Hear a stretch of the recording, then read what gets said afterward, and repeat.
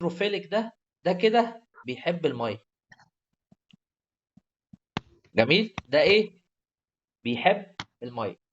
طب اما عموما ايه الجزء اللي في النص ده، الحاجات اللون اللي انت قلت عليه، قلت اسمه ايه؟ turquoise. التوركويز ده عباره عن ايه؟ قال لي دي عباره عن molecules of protein. molecules of of protein. protein. طب بتعمل ايه المولكيولز اوف بروتين ديت؟ دي بيقول لي انها embedded. يعني ايه embedded؟ يعني مغموسه كده. بص تحسها ايه؟ مزنوقه في النص كده ما بين البارتكلز اللي عندي ديت، ما بين عموما الهيدز والجزء ده. وتلاقي كمان اللي ما رسمناهوش بقى، قال لي بيكون مثلا تعال نرسمها بالايه؟ بالازرق. بتلاقي عندك حاجات ايه؟ الازرق بتلاقي عندك ايه؟ زي حاجات كده موجودة في النص.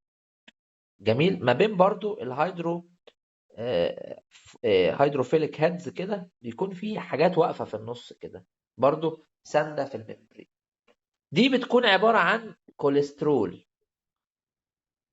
بتكون عبارة عن ايه؟ cholesterol. كوليسترول. يبقى انا عندي دلوقتي الاستراكشر عبارة عن ايه؟ هيدروفيليك هيدز وهيدروفوبيك تيلز، وده بيساعد على الووتر باسج عموما او البرميتنج اوف ووتر.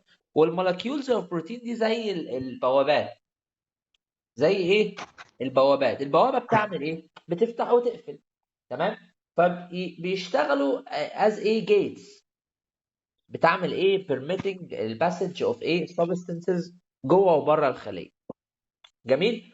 وساعات مم. البروتينز دي تشتغل از ايه؟ receptors. ريسبتورز لايه؟ لهرمون، بس للهرمونز اللي بتتكون من بروتين. يعني البروتين يعمل ريسبشنج او ريسبتنج لبروتين هرمونز. خلي بالك من البوينت دي، عشان في ثالثه ثانوي هتاخد الاسترويدال ريسبتورز بتكون جوه السيل مش بره.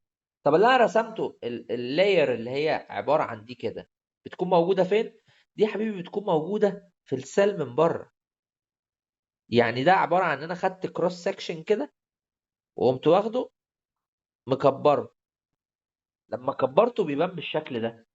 انت واخد بالك احنا على منحنى دقيق قد ايه؟ احنا جوه قوي عشان مم. تقدر تشوف الحاجات دي. وكمان لا ايه؟ معايا ولا ايه؟ يا مستر.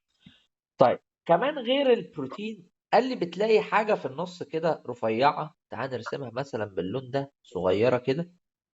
حاجات ايه؟ ماسكه الدنيا في بعضيها كده. يعني فاهم؟ حاجات كده ايه؟ مدعمه كله في بعضه. قال لي دي يا معلم بيكون اسمها الايه؟ السايتوسكيلتون فايبرز. ومعنى انها فايبرز يعني ايه؟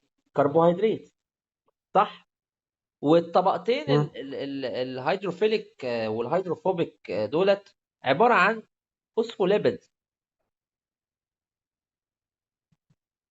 والفوسفوليبيدز دي من الايه؟ من الكومبلكس ليبيدز.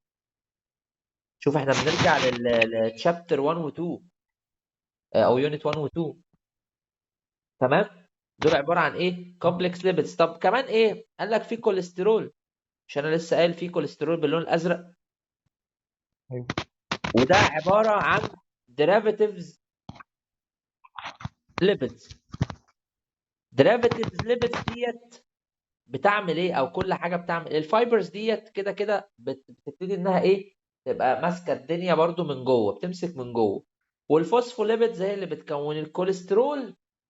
وظيفته في الموضوع او عموما البريزنس اوف كوليسترول ده بيديني تماسك.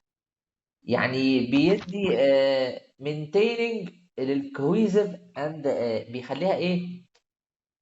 أو بيقول لك ان هو بيمينتين السيل ممبرين كوهيزيف اند انتاكت، يعني ملموم بالبلدي كده.